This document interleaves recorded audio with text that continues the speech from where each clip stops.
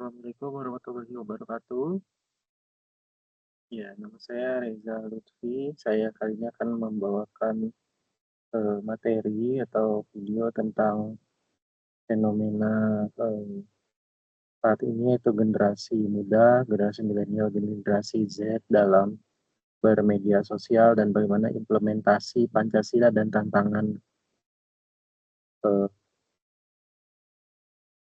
pelaksanaan Pancasila di dalam kita bermedsos saat ini. Baik. Nah, sebagaimana kita ketahui bersama saat ini dunia itu sudah terhubung sekali dengan internet, dengan media sosial, seperti Instagram, kemudian Twitter, Facebook, itu yang setiap hari kita dapat saksikan ada konten berita, kemudian konten politik, konten tentang agama, yang mana itu membawa kita eh, berinteraksi dengan orang lain di luar sana, ribuan atau jutaan orang lain di luar sana secara online. Nah, salah satu kekurangannya adalah secara online ini kita tidak mengetahui siapa orangnya. Kemudian kita hanya mengetahui username dan profile name. Kadangkala kita itu terpancing dalam hal kalau komentarnya yang pro atau sesuai dengan kita, kita akan memberikan komentar yang baik-baik.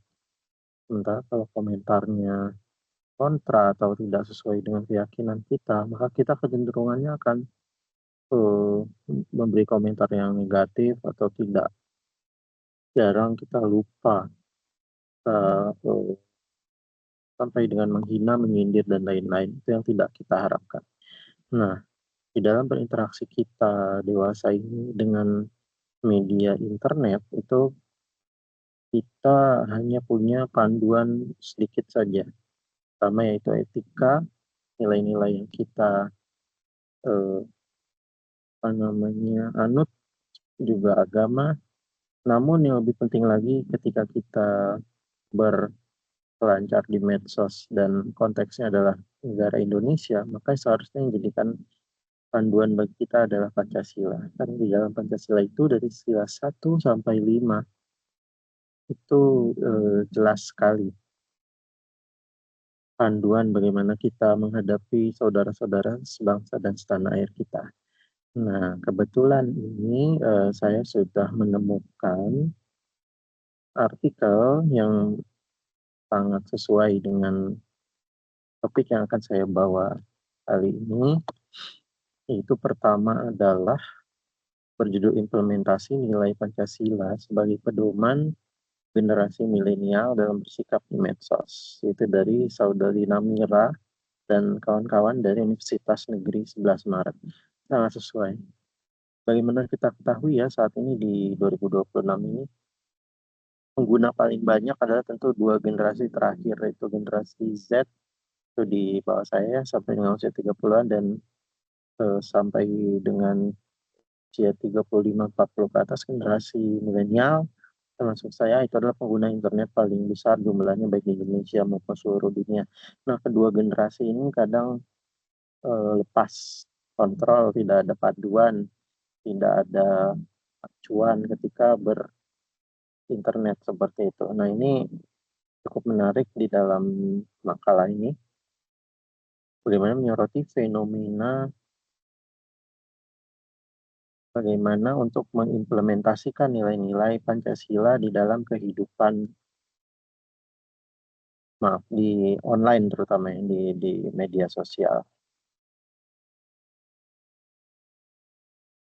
Di sini dimulai dengan perkenalan apa itu generasi milenial dan Z tadi seperti kita sampaikan ya. Kemudian media sosial yang kita hadapi setiap hari. Oke, saya akan share pengalaman saya pribadi dulu. Mulai ramainya medsos seperti Instagram, Facebook, dan lain-lain yang ada kolom komentar dan orang bisa saling tanda kutip berdiskusi, atau Twitter, setidaknya sekitar tahun 2010-an ke sini. Nah, mulai ramainya juga dengan konteks Pancasila ini kita bahas, itu di 2017-2019 pada tahun politik ya. Ketika itu kan ada pemilihan Pilkada Jakarta, lalu Pilpres Prabowo dengan Pak Jokowi. Ketika itu kita lihat media sosial sangat ramai. Justru ramainya cenderung negatif, terjadi dikotomi, pendukungnya Prabowo begini, pendukungnya Jokowi begini. Tidak jarang mereka membawa unsur-unsur SARA di dalamnya. Nah, itu tentu saja harus kita ingat tidak sesuai dengan Sila 3 ya, Persatuan Indonesia. Kemudian kalau kita gali lebih dalam, Sila keempat pun justru tanda kutip dilanggar. Itu sila keempat bagaimana kita berdemokrasi dengan pilihan kita sesuai hati nurani kita mau pilih A atau B ya silahkan tapi dengan tidak menyindir atau mengolok-olok pilihannya orang lain. Atau dari sila satu pun ada kaitannya terutama pada isu-isu agama ya waktu itu sangat luas dampaknya itu ada penistaan dan lain-lain itu. Padahal kalau kita berpacu pada sila satu ketuhanan yang Maha Esa, maka semua pihak baik baik itu dari Islam, Kristen, Hindu, Buddha dan agama lainnya, Konghucu itu akan mengacu ke situ bahwa ketuhanan yang Maha Esa setiap orang bebas menjalankan agamanya sesuai dengan kepercayaan masing-masing dan jangan saling menghina atau kita harus toleransi. Jadi ada isu agama bisa diminimalisir kalau kita memegang teguh sila satu. Kemudian sila kedua kaitannya dengan medsos, itu kemanusiaan. Kita temui banyak sekali bullying di medsos itu. Misalnya kasus-kasus di mana ada mahasiswa yang dibully, baik dari segi fisik dan segi gendernya atau lain-lain. Itu tentu saja ketika kita berkomentar dan posting dan lain-lain di medsos, kita lupa terhadap sila kedua, bahwasanya manusia itu dilahirkan oleh Tuhan itu ke dunia sempurna, meskipun kondisinya berbeda-beda, tapi bukan pada tempatnya kita menjudge atau melecehkan, membuli seperti itu. Karena sila kedua adalah acuan kita dalam bagaimana kita berperilaku terhadap sesama manusia. Toh agama pun mengajarkan seperti misalnya hablum minanas atau bagaimana konsep di dalam Kristen mengasihi sesama manusia dan juga saya yakin di konsep Buddha, Hindu, Konghucu dan percayaan lainnya sesama manusia itu harus kita jalin apapun agamanya, apapun rasnya, etnis dan lain-lain, tetap saja sama manusia kita harus saling kerjasama dan juga tidak mengolok-olok atau melecehkan atau menyakiti orang lain seperti itu. Kemudian tadi sila kelima juga jelas bagaimana keadilan sosial itu harus diterapkan dengan kita implementasinya di medsos gitu ya. Ya jangan seperti misalnya jangan menyebarkan hoax, itu bisa disinformasi, ada orang-orang yang tidak tahu informasi sesuatu, kita malah menyebarkan hoax.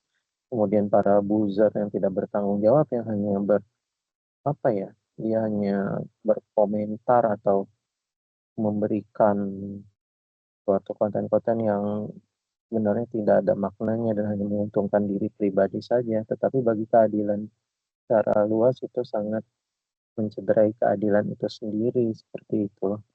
Nah, kalau kita mengacu lagi kepada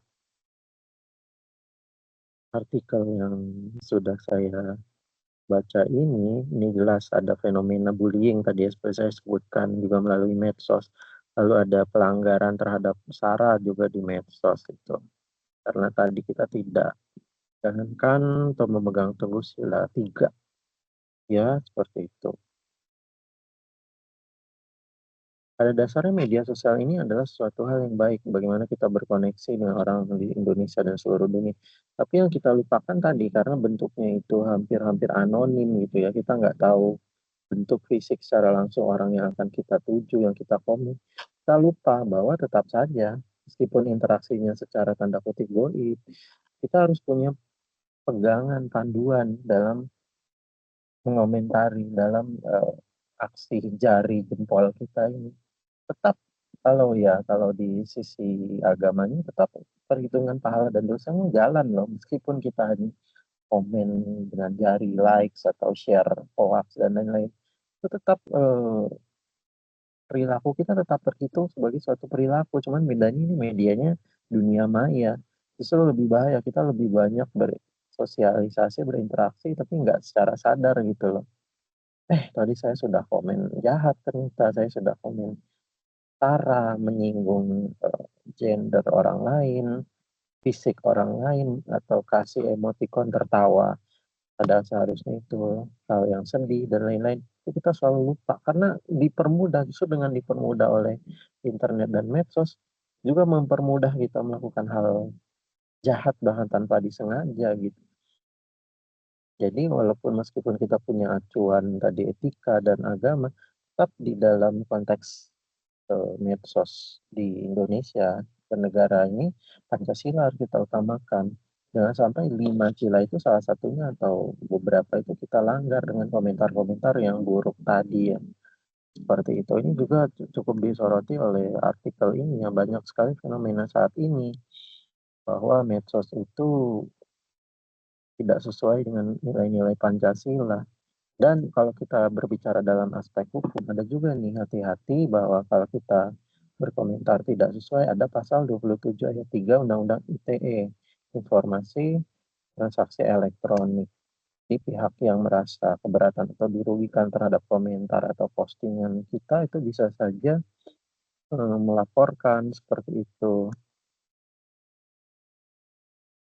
Nah, ini ada satu lagi suatu Waalaikumsalam. Iya, sebentar lagi, Pak. Ini ada suatu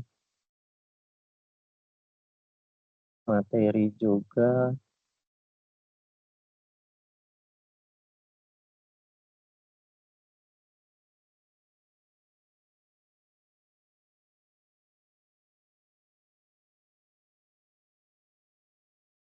Nah, ini revitalisasi nilai-nilai Pancasila dalam kehidupan berbangsa bernegara di era digital.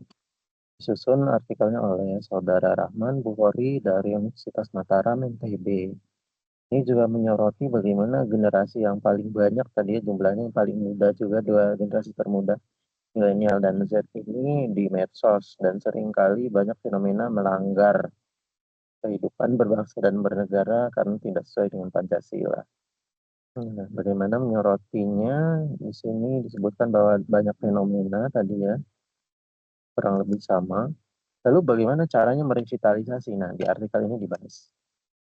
Caranya adalah antara lain dengan tentu saja di lembaga pendidikan seperti sekolah, SMA, SMP, dan lain-lain, dan kuliah justru seperti yang juga sekarang sedang saya lakukan, di mana nilai-nilai Pancasila dari sila 1 sampai 5 tetap harus terus dikumandangkan, dijalankan, diingat sebagai panduan begitu, agar kita dalam bermedsos itu tidak lupa. Nah, di sini ada yang menarik bahwa ada pendekatan kultural menurut artikel ini, yaitu kita itu jangan hanya asik dengan budaya global. Bagaimana kita ketahui budaya global itu mudah sekali kita konsumsi. K-pop lah atau Jepang, Inggris, Barat, Amerika, dan lain-lain, Hollywood, itu mudah sekali kita konsumsi. Tapi seharusnya porsi yang terbanyak yang kita sukai, kita jalankan kalau bisa, kita hobikan itu justru budaya lokal setempat. Kayak misalnya domisili dan daerah atau tanah kelahiran saya itu Jakarta dan Jawa Barat. Itu menariknya dalam beberapa waktu setahun 2 tahun belakangan, beberapa bulan, terutama Jakarta saat ini sedang ulang tahun. Itu budaya-budaya Betawi direvitalisasi, dimunculkan kembali agar setidaknya dikenal. Kemudian juga di Provinsi Jawa Barat, gubernur dan jajarannya juga cukup semangat memperkenalkan lagi budaya Sunda gitu, ada arak-arakannya dan segala macam. Memang tantangannya adalah bagi generasi muda, milenial dan Z itu menganggap bahwa budaya daerah itu kuno, tidak menarik. Tapi sebenarnya tidak, kita bisa saja milih satu atau dua lah minimal dari budaya setempat kita atau budaya orang tua kita. Misalnya Jawa, Sunda, atau Betawi dan lain-lain, Minang, Batak. Yang kita suka satu atau dua saja kita jadikan hobi, kita tonton, ya kalau bisa kita tekuni juga, misalnya suka nari, ya kita tekuni supaya berimbang gitu loh, berimbang, tadi kita suka budaya global ya taruhlah 40% saja di dalam diri kita, 60% itu budaya lokal. Jadi biar kita itu terpacu untuk, "Oh ternyata Indonesia ini indah, menarik ya, budayanya bagus." Sehingga rasa cinta terhadap Indonesia itu selalu muncul dari sisi kultural ini, dan kita harus selalu ingat hal ini, mempromosikan hal ini syukur-syukur di medsos dikenal secara luas. Kemudian juga ini adalah suatu hal baik yang kita dapat share di medsos daripada tadi kita mengantarkan kebencian sara dan lain-lain. Lebih baik kita secara kultural mempromosikan apa ya, budaya kita masing-masing yang sifatnya dari daerah seperti itu. Ini adalah concern dari makalah yang kedua ini ya. Tentu saja ada peran pemerintah juga dalam hal ini Kementerian Komdiji dalam memfilter atau KPI juga ya, Komisi Penyiaran memfilter tayangan-tayangan yang tidak sesuai atau medsos-medsos yang berpotensi memecah belah atau kontennya jahat, konten hoax dan lain-lain. Jadi kita berbagi peran, kita sebagai masyarakat tadi perannya secara kultural atau secara pendidikan juga patut kita tanamkan agar nilai-nilai Pancasila ini tetap relevan, tetap kita pegang setiap hari sebagai menjadi acuan ya di dalam kita apa namanya di dalam kita bermedsos seperti itu. Kemudian di dalam artikel ini juga menyebutkan bahwa tantangan revitalisasi Pancasila terutama sangat besar dipengaruhi oleh tadi budaya asing yang tidak sesuai. Budaya asing ya banyak yang baik dan bagus, tapi mungkin proporsinya adalah lebih banyak yang tidak sesuai dan tidak baik. Misalnya budaya konsumerisme, budaya YOLO, you only live once, sehingga bebas melakukan apapun. Kemudian yang tidak sesuai dengan sila satu, misalnya ateisme atau dan lain-lain ya. Itu mungkin yang sedikit banyak mempengaruhi wawasan kita, mempengaruhi pemahaman kita di saat ini seperti itu. Atau misalnya yang tidak sesuai budaya asing itu tadi budaya kekerasan, kita mengumpat orang lain di medsos. Terus seringkali saya pernah juga pengalaman di dunia game online ya, kita sama negara tetangga aja saling hina gitu ya. Karena sebenarnya budaya-budaya asing atau mungkin sebenarnya budaya lokal juga yang seharusnya dikurangi, dihapus seperti itu. Jangan sampai terbawa kita di medsos itu. Kalau tidak salah saya pernah menemukan di tahun berapa ya, Indonesia tuh salah satu netizennya yang beberapa aspek tuh kurang sopan atau kurang tidak sesuai, mungkin ada emot-emot yang tidak baik atau komentar-komentar yang tidak baik, sehingga peringkat kita di dunia internet global itu kurang baik gitu ya.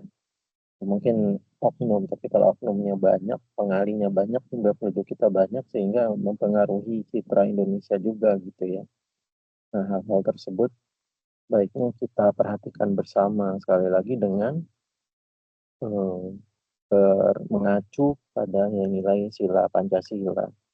Ini cukup sesuai ya dua artikel tadi itu.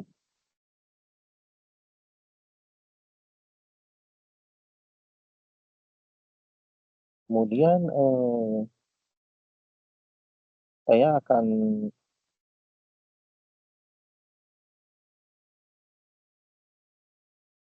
menyampaikan juga di sini ada revitalisasi nilai Pancasila melalui inovasi pembelajaran PPKN, Pendidikan Kewarganegaraan, dengan sistem problem based learning.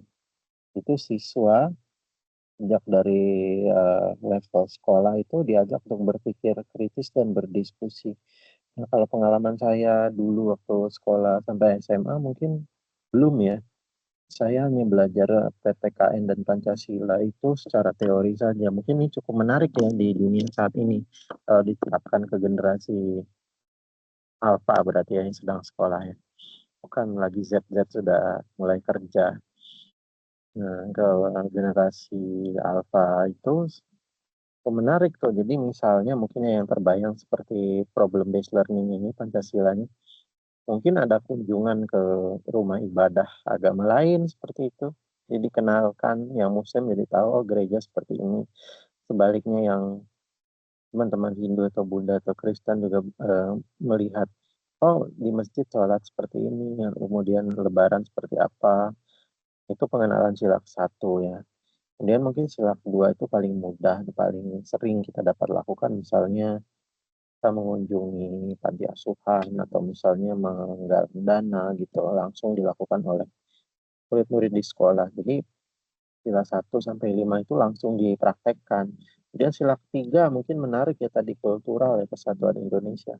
Bisa saja sepertinya sudah diterapkan, saya lihat dari berita yang di daerah tertentu ada pembelajaran bahasa daerah, kemudian gamelan, tari-tarian di level sekolah itu sudah, tapi mungkin yang agak kurang di perkotaan, perkotaan besar mungkin Jakarta, Bandung, Surabaya itu yang sudah agak mulai luntur mungkin ya nilai-nilai kedaerahannya nih diterapkan kembali terhadap bahasa daerah.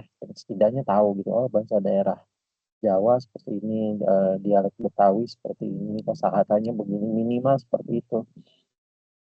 Atau ya mungkin kunjungan anak sekolahnya bisa aja kalau misalnya di Jakarta kunjungan ke kampung Betawi di situ Babakan seperti itu, melihat bagaimana. Atau mungkin kalau kegiatan luar lapangan terlalu lama, melelahkan atau berbiaya, bisa saja pemutaran film-film atau musik, alat musik, tari-tarian di ruang kelas itu. YouTube ada kan banyak sumbernya seperti itu. Supaya setidaknya anak-anak sekarang tuh tahu, oh budaya Betawi ini. Yang di Jawa Barat, oh budaya Sunda tuh seperti ini. Ini pengalaman saya juga dan beberapa rekan ya, terutama yang Jawa Baratnya itu pinggir, pinggir itu pinggir Jakarta seperti Bodetabek.